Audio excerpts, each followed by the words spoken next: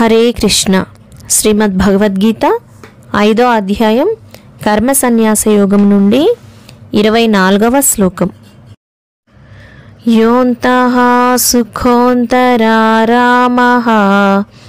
తథాంతర్జ్యోతిరేవ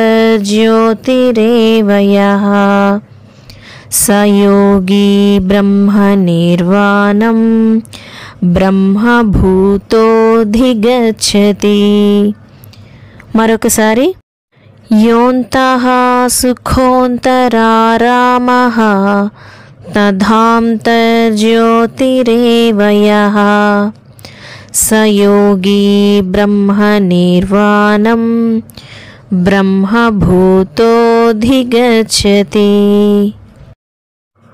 భావం: ఎవరైతే తమలో తాము ఆనందంగా ఉంటారో, లోనున్న పరమాత్మ యొక్క ఆనందాన్ని ఆస్వాదిస్తూ ఉండి అంతర్గత జ్ఞాన వెలుగుచే ప్రకాశిస్తూ ఉంటారో, అటువంటి యోగులు భగవంతునితో ఏకమై భౌతిక ప్రాపంచిక అస్తిత్వం నుండి విముక్తులవుతారు అని శ్రీకృష్ణ పరమాత్మ అర్జునునితో పలికెను.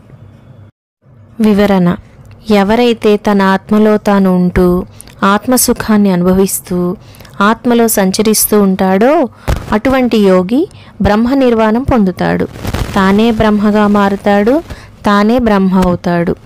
జీవితకాలం విలువైనది, దానిని వృధా చేయరాదు అని చెప్పిన పరమాత్మ ఆత్మసుఖం ఎలా ఉంటుందో, మోక్షం పొందడానికి మార్గం ఏమిటో ఈ శ్లోకంలో వివరిస్తున్నాడు. ప్రయత్నం చేస్తే బ్రహ్మపదమును అందరూ పొందగలరు. కాకపోతే దానికి కఠోర శ్రమ చేయాలి. ఇంద్రియములను, మనస్సును నిగ్రహించాలి. మన చూపును బయట వస్తువుల మీద కాకుండా లోపలికి మళ్లించాలి. మనస్సును ఆత్మలో స్థిరంగా ఉంచాలి.